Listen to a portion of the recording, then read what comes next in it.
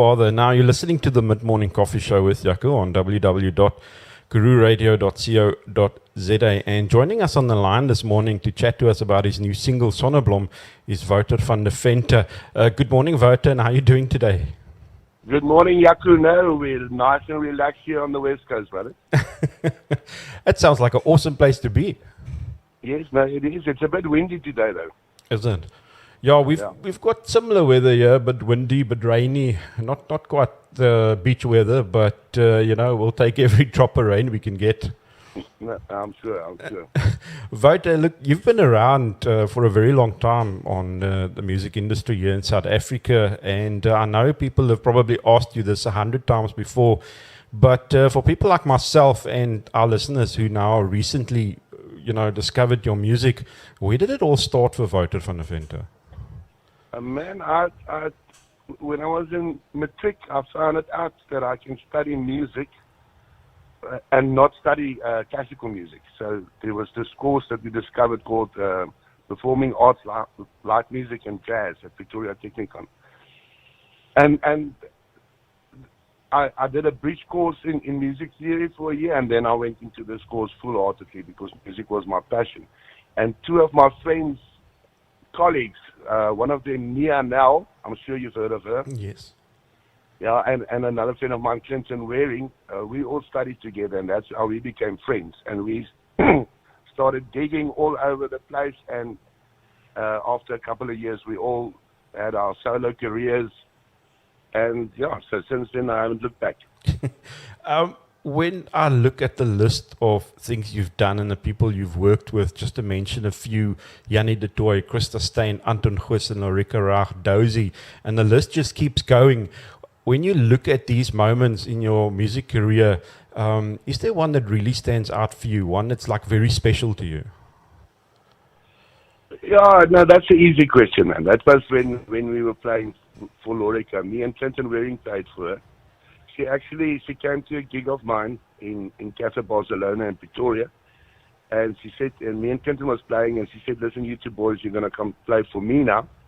And that's how I played for her for 6 years. In that 6 years, I played every big theatre in South Africa and a couple of big theatres overseas, like the Royal Albert Hall in England and Wembley.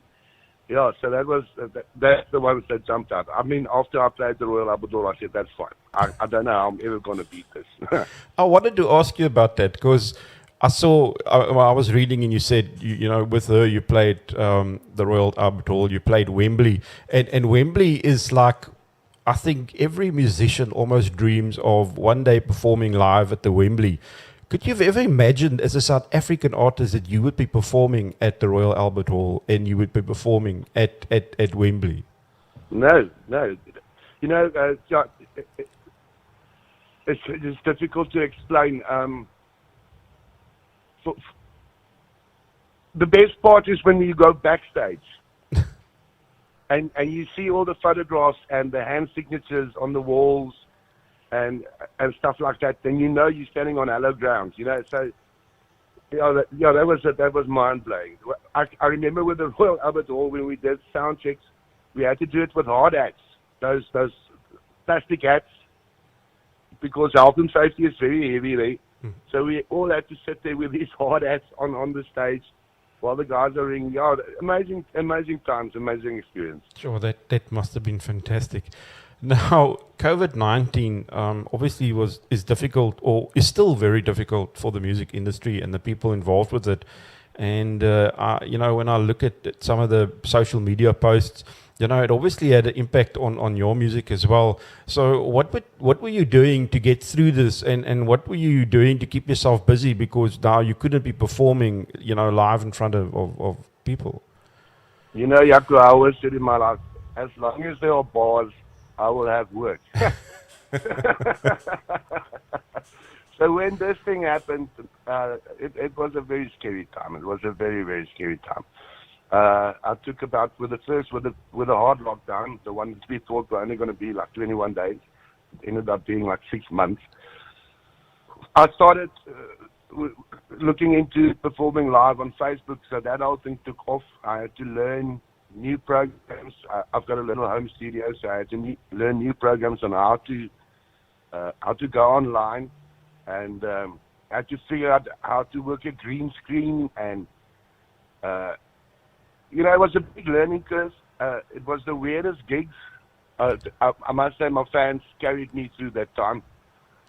Friends and family, everybody donated a couple of rands here. So, I mean, I'm still in debt of that time, but we could at least have food on the table. We never had to go and beg for stuff.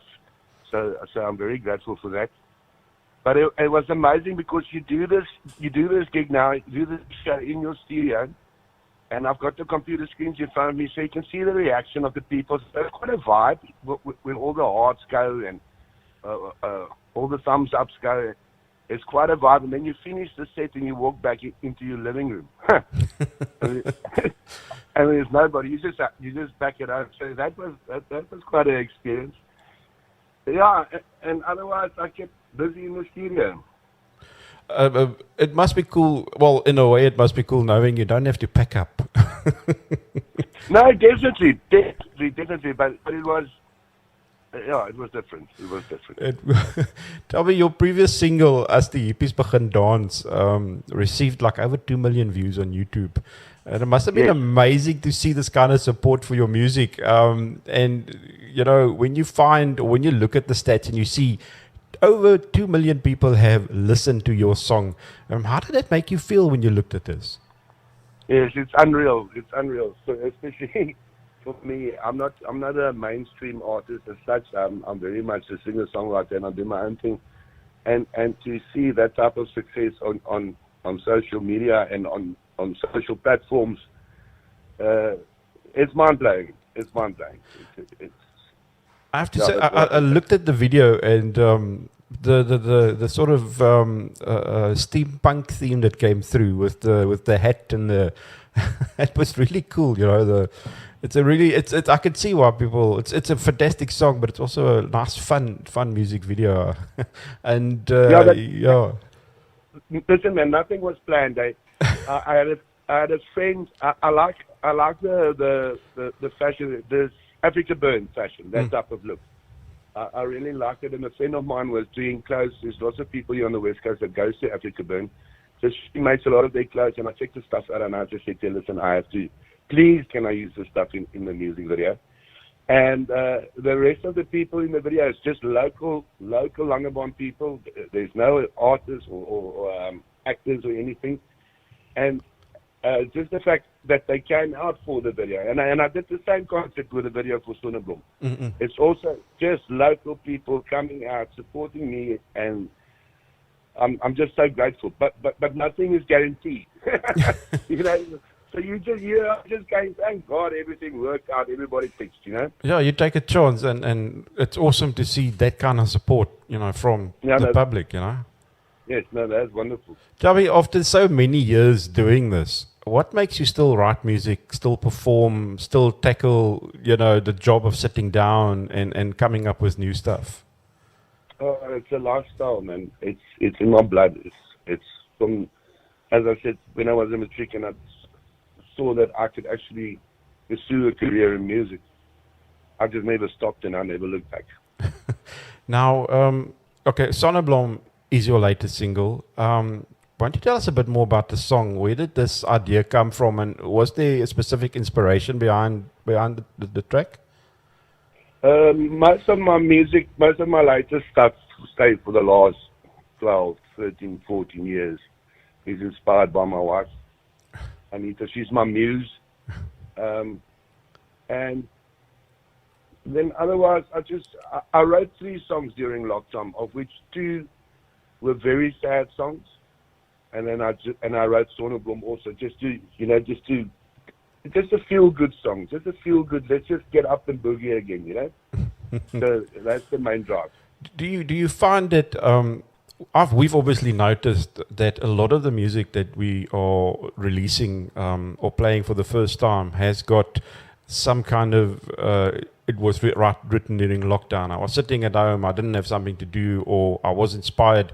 Did you also find that somehow this being forced to sit down and think a bit just sort of was that extra bit of push you needed to sit down and work on some new material? No, I don't know. For me, I have to write. I don't release a song every month, but I try to, like, every 3 months put something out there, something new. It's also, if you do a 10-track album, it takes me about 2 years to get all the material ready and stuff. I think more lockdown was just a shock to the system, and it did nothing for my creativity. Oh, no. Tell me, are we going to see an album and some more releases in the new year?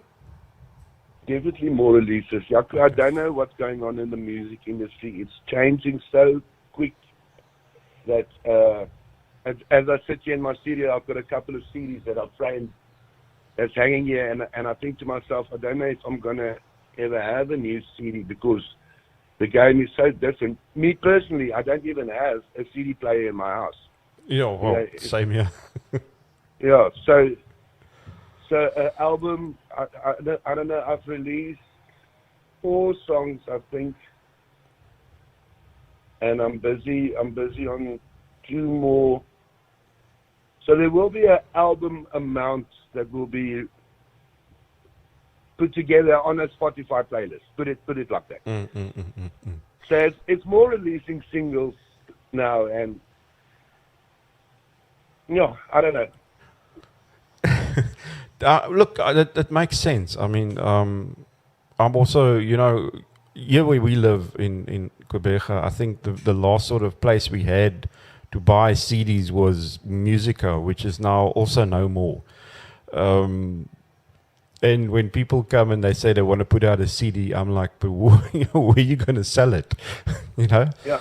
So And I mean, financially, it's a nightmare because now you lose all your revenue from boot sales that you lose, and the streaming places and the internet radio stations. The royalties isn't the same as what it was in the olden days with your normal radio stations. So the whole game has changed.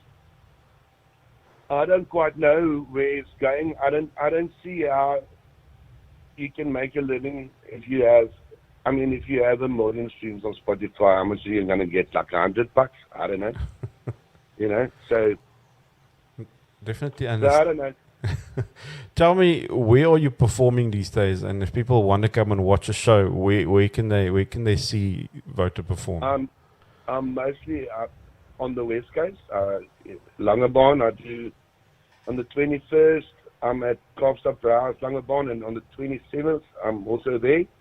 And then I've got a couple of Shelley Point Outa in St. Helena Bay. I do a couple of afternoons there.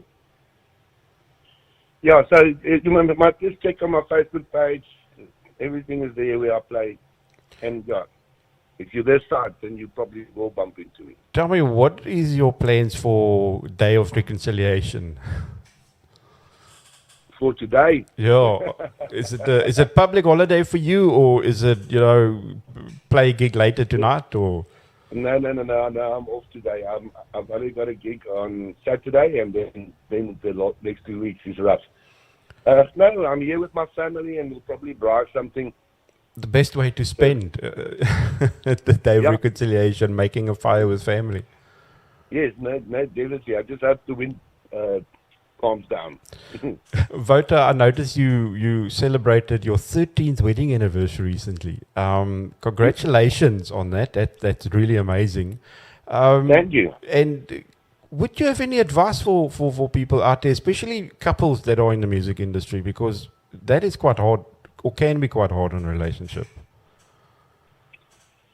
Yeah, I don't know. My wife is my soulmate. She's also in the industry. She's more in the booking side. She's got a business called Music Ice that she does artist bookings right over the country. So in that sense, we took lockdown very hard because we both lost our incomes. But I'm sure you have to have the same interests. And then at the end of the day, trust. Don't mess with trust. Never mess with trust. Yeah, that's If you've got important. if you've got that sorted out in your relationship, then you are a free man. You know, then you can do just what you want. But as soon as you start messing with that stuff, then it becomes sour. So that's my philosophy in life, and that's my philosophy around being married. That's some wise words. Wouter, just before we go, that the music video for SONNEBLOM, né? Did you tell the people to dance as like that? Okay, let me tell you. Yes, I did. Me and my wife, when we have a couple of wines, we tend to make these silly dance moves on every song that we hear. so obviously we did it on SONNEBLOM, and I thought, hey man, that's actually quite a vibe. So that's one of the reasons why I did it. Another reason is Peter Gabriel is also one of my biggest inspirations, and in his big band shows, the guys always dance, they move, but it's not choreographed as a dancer. You know, it's just choreographed as a man moving. It's it's nothing professional. It's just having a beat and moving together in the same way. And that's always stood out for me, and that is exactly what I wanted with SONNEBLOM. It's not it's just a fun dance, and especially at gigs, people dig it. They jump up and they wear the SONNEBLOM moves. So yeah, it's great fun. Look, I think it's something South Africans can relate to, because I think only about 5% of us can really dance. You know, the rest of us just move. Yes, no, definitely. And it's not line dancing. There's no moves that you've got to remember. Exactly. Wouter, listen, yeah, it's an awesome track, and it's nice to have some fun, you know, vibey stuff, you know, for what has definitely been a challenging year for all of us. So, yeah, thank you very much for the music and taking the time out on this public holiday to chat with us. And I wish you best with the new single, and I hope that sometime in the near future we might sketch you in our neck of the woods. That would be lovely, man. That would be lovely. I'm actually, you said from Quebec, Yeah. Port Elizabeth. I was born there. Oh, right. Yeah, I've got big roots there. Well, that would be But awesome. Thank you very much, and you must have a blessed Christmas and a Happy New Year. Same there for you guys, and all the best. Thank you so much. Awesome, thanks. And that was Wouter van de Venter, and yes.